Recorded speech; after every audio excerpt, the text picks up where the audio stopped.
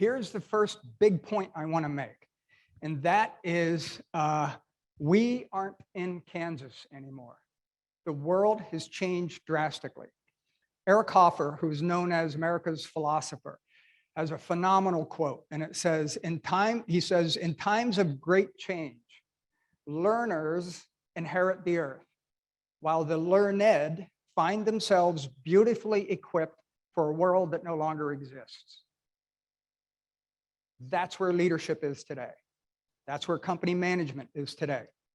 If you, like the rest of us, were trained in org chart, top-down command and control, that type of leadership, if you're not able to be agile enough and shift over to match this new consciousness that now exists in the 21st century, your leadership method is going to work against you more and more and more.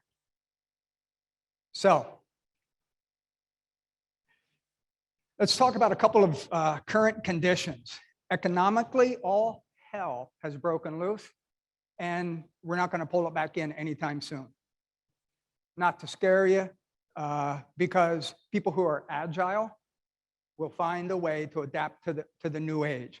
We're looking at the global health crisis and economic crisis. We're looking at supply chain issues, and that aren't going to stop anytime soon. I've been reading about those. That's part of what I do, is a little bit of a futurist. I've been reading about that. That stuff is not going to change for at least a year because of all the factors that are played into why that supply chain is broken down. It's just not ports, or just not ships and ports.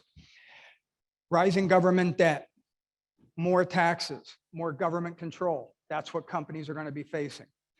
An exponential disruption that's very wide and is happening quickly. So everything's really strange.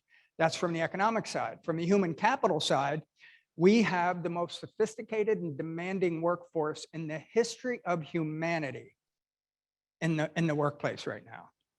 None of us want to be told what to do without knowing why. We all want to have input, and that mindset goes against command and control, top down. It requires a much more subtle, sophisticated leadership approach.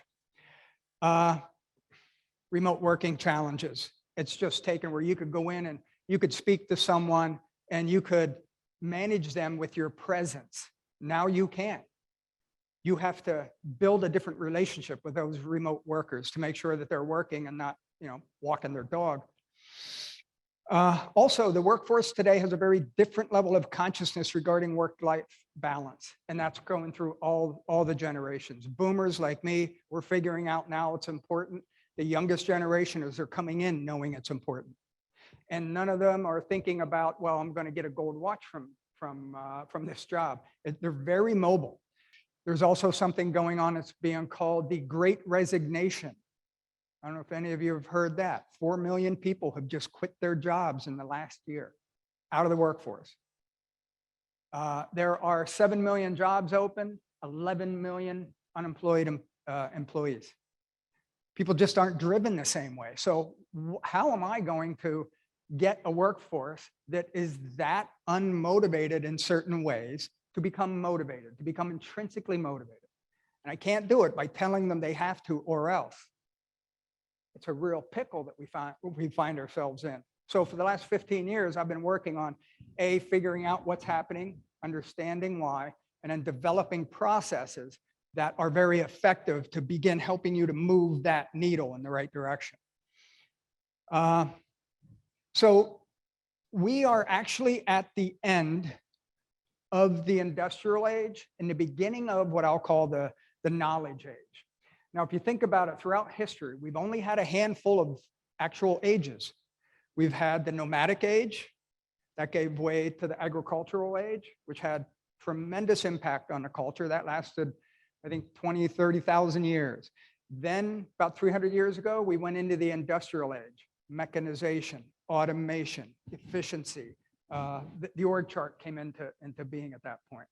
That lasted 300 years. Now, because of technology and everything moving so fast, we've gone from the industrial age into this knowledge, information, technology age. And so many of the roles from the past are liabilities for the future.